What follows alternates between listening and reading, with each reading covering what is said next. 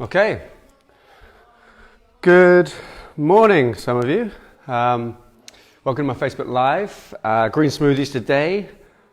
This is just a really good sort of prevention or healthy drink to have. So I don't know if you guys are into green smoothies, but I'll tell you what's in mine. It's kale leaves chopped up, put in, turmeric, ginger, and a little bit of fruit and some coconut coconut milk to give it a bit of texture with some water. So I try and drink that every day, and I like it because it's the first thing that I take in, and then it means that I've had 4 or 5 leaves of kale and ginger and turmeric, and also I'll put in some moringa powder in there as well. I live in Nicaragua at the moment, so moringa is everywhere, which is great. And it just feels great drinking this stuff. Okay, so today we're going to do things just a little bit different. It's going to be a follow along, but I'm also going to introduce you into something that I've been working on, which is Tai Chi, Qi Gong, but westernized. So I don't know if you know what those things are, but Qigong is a form of Chinese movement meditation that works on a thing called Qi. Qi is something that flows up through your body. I'm just going to check something here. Hang on one second. Nurse last year.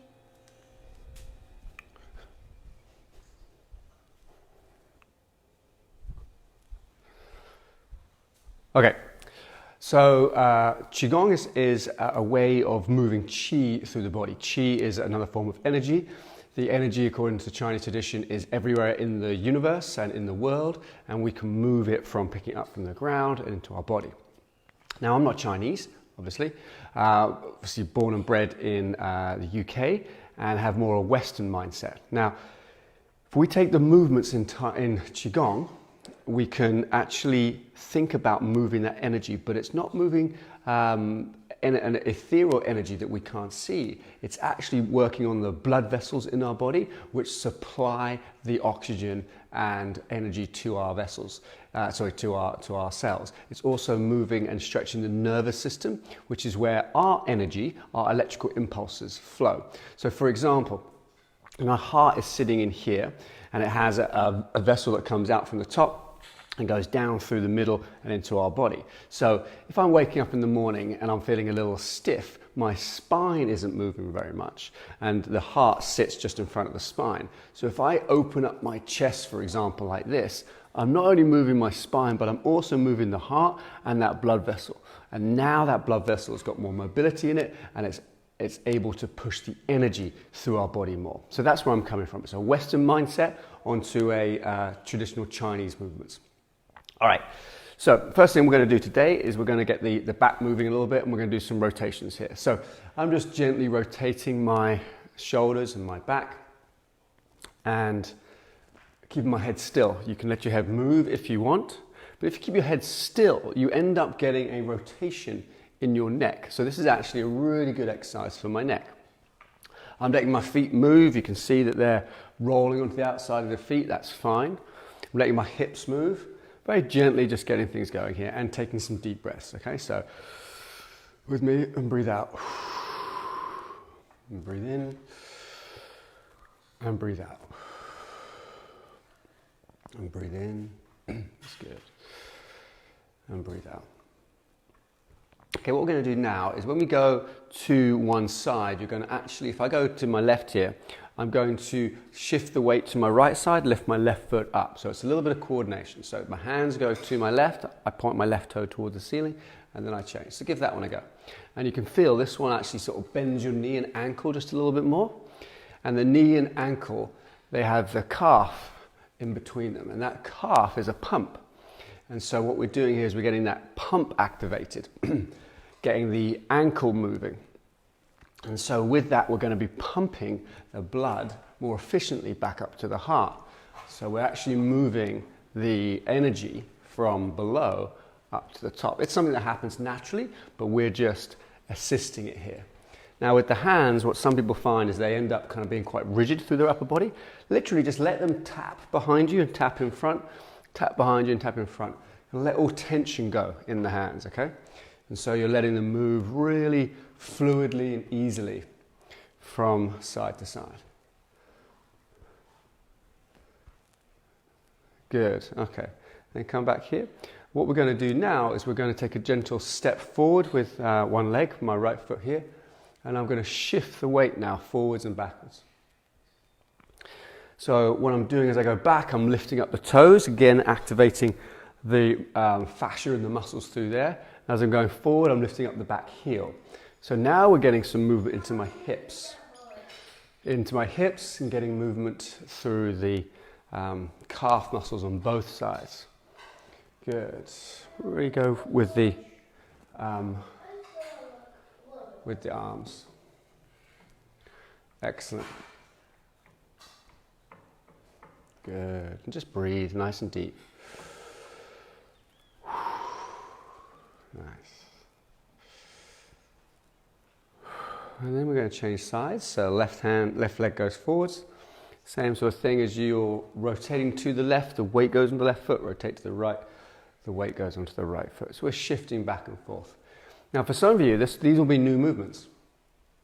And the coordination will be difficult to get. And I understand that, but if you can imagine, the more coordinated you are, the more mind-spine connection you have, the easier it becomes to realize where your curves are, realize where your weaknesses are, know how to hold yourself so that you can correct your posture, become more aware of this head forward posture that a lot of people have during the day. And so it just really builds up this connection between the two. And that's one of the things that gets forgotten in our everyday. We forget, where the position of our spine is, where our head is, or in our posture. It's insidious and it's subtle, but the brain kind of gets smudged slightly. The internal map gets smudged slightly of where things are meant to be. And this is just simply bringing that brain-body connection back. Okay, next thing we're going to do is actually some work with our feet. So I want you to move forwards and backwards with one foot, okay? So we're keeping this left foot, from this example, still, and you're stepping forwards and stepping back. And as I step back, I'm lifting up the toes. Okay? So this one should be pretty simple. It's just like stepping forwards, stepping back. It's like I'm about to step into a room. I don't like what I see, so I'm stepping back. Okay, now we're going to bring the hands involved here. So take a deep breath in, hands up, and then breathe out, hands back. Now keep your lower back relatively straight and bend slightly as you go backwards. So breathe in as you come forwards, hands up, reach up towards the ceiling, and then back. Now here what I'm doing is I'm keeping my left leg, the one that's not moving, straight, but I'm also bending my right knee just a little bit, and I'm getting a hamstring stretch. So here, good, and back. Excellent. And start lifting your chest up whilst reaching your hands up. You don't want to go back necessarily too much yet into extension. It might be too much for your back. So you're keeping your hands going upwards. Good. And now as you go forwards, you're going to go up and to the right and then back down. Up and lean to the right and back down. So what it looks like is this. I'm going up, lean to the right, back down. That's it. Good.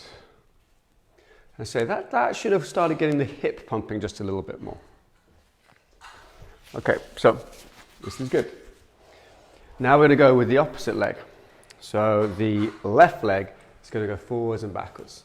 So just give that a little go to start with. Lift the hands up towards the ceiling and back down. Up towards the ceiling and back down. Good. Getting a hamstring stretch in the back. Excellent. So breathe in here. Breathe out here. Back straight. Breathe in here. Breathe out here. You can reach down almost. No, it's best to keep your hands back actually. But it's like you're reaching down and then back. Good. Okay. So we got the hip moving a little bit there. Got the spine moving forwards and backwards. We've done this movement before in this series, in this Facebook Live series. So I want you to do it again. You're going to take, it's easy to mirror me on this one. Okay, we're going to take this leg here and just step it across. Maybe get a stretch here. Take this leg here, step it this way. All right, so we're working my left hip. All right, we're working this hip, getting a stretch here in the middle, hopefully, stretch here on the outside. If you're feeling pinching on the outside here, just take this leg slightly forward, and you can push your leg backwards a little bit, just work around it. Pinching is usually a sign of all the muscles around the hip being very tight. I get it, I've had it for years, so it's not necessarily arthritis. I had it in my 20s. It's just tight muscles around the hip joint. Okay, now we're going to take the hands above the head, okay? We're going to lean away from the leg, like a big Mexican wave. Remember those things? All right, so we're going this way, leaning away, so my right leg's down, I'm leaning away from it. This way, and this is just getting this frontal plane, this side-to-side movement into the spine. Good. You can breathe however you want here, nice deep breath here. Directionally breathing into this lung will open it up, and then breathing out here, that's fine. Or then you can reverse it, breathe in here, breathe out here.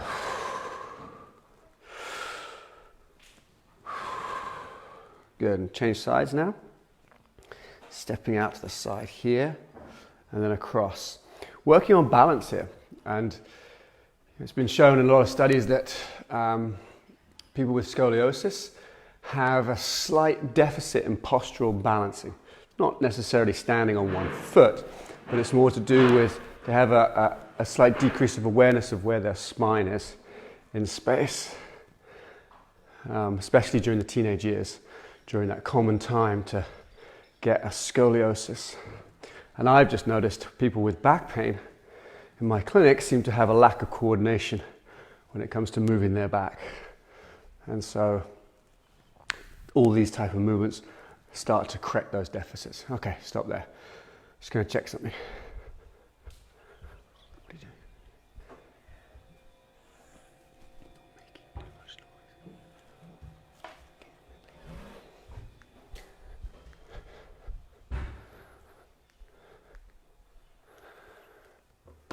doing? Okay. The last movement here, we are moving the foot like this and then across. So this is an interesting movement. Imagine I'm standing on a line. Well, I am standing on a line here. And I've got 90 degrees out here. And I've got 0 degrees behind me. I'm going in between the 90 and the 0. And I'm actually kind of going along that line. Okay? So from the side, it looks like this. I've got 0 here, 90. And I'm going to turn my foot 45 degrees going along that line. So it's a rotation and a rotation, and a rotation and a rotation. Another way to do it is imagine you're walking, someone just calls your name, you're like, yep, and you're going that way. Or you're playing in tennis and on the backhand and you're here. You're trying to get down to like a low tennis shot. So it's here and then here. We're rotating this hip open, rotating it closed, rotating it open, rotating it closed. Okay, same thing the other side. Rotating open, closed, open, closed. It's good. Really working through those hips. And we did some movement earlier in the week with the arms.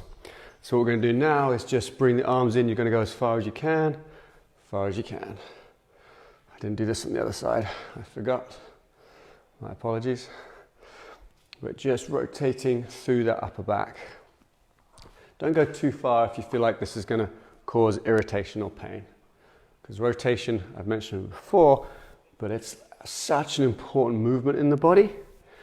But it's one that tends to go the quickest in pain situations, as in it disappears. And so it can also be the one that creates a little bit of discomfort or pain as well. Okay, so now we're going to go for my version of what I call Western Qigong, okay? So I want you to imagine a figure 8 or an infinity sign. Do you know what I mean by that? So we've got a circle here and it loops to a circle here, okay? We've got a figure 8. We're going to turn this figure 8 sort of flat, so I'm looking down on the figure 8. And I'm going to move my hips now in this figure 8. So I'm going up and around. I get back to the middle and I'm going up and around back to the middle, okay? So I want you to follow that. So when I say up, so forward and back, middle, forward, back, middle, okay? So it's not a hip rotation, it's almost 2 rotations around a circle.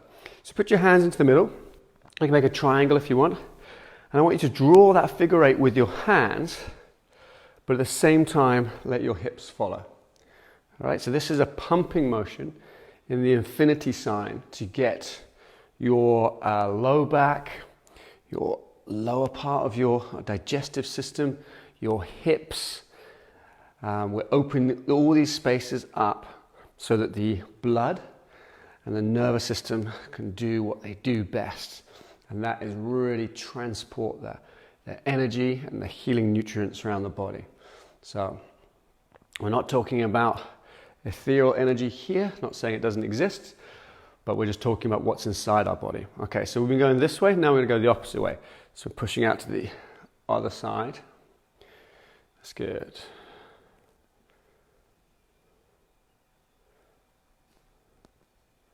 Nice. Let's start going the other way. Good. Okay, how's that feeling for you? You're feeling a bit looser in here? So we were starting by going forwards. When I say the opposite way, we were starting by going forwards, but now we're going to start by going backwards. So I went here forwards and I went here forwards, but now I'm going to go backwards this way, big circle round, back to the middle, backwards this way, big circle round. So let's give that one just a go. That's good. And then get your breathing to be relatively slow, a little deeper, and you're really feeling what's going on here. It doesn't matter if your feet peel off the ground or your knees bend. What does matter is the way that the pelvis is moving. That's great. And then just relax and shake that off. We've got this hip wiggle walk, I like to call it, the supermodel walk. It's what we should be kind of aiming for a little bit. Okay, so we put the figure 8 through the hips. Now for something a little harder, we're going to put the figure 8 through our chest, okay? So I'm putting the hands up to shoulder height now, and I'm going to lean to my front, and then I'm going to go circle, lean, circle, okay? So this actually, if I go too far, it brings up just a little twinge in my lower back, so I don't go too far with this one. Doesn't matter what's happening in your hips, they'll probably be doing the opposite motion. Some people, when I've shown them this, they like to put their hands on their chest to get a sense of how this is moving. I'll show you what this looks like from the side. So going forwards, round, forwards, back round. I'm really trying to concentrate on working that figure 8 and getting these segmental movements in my spine and really working on that coordination of how things move. All right, so that was starting by going forwards. Now we're going to start by going backwards. So rather than going this way, I'm going back towards the wall behind me. So backwards, round, back to the middle, backwards and round. That's it. So there's that figure 8 in your mind's eye and you're working through it. Sometimes I think of a Scalextrics track, one of those old ones from the 80s and the figure 8s. I'm working through that, or you can move your hands.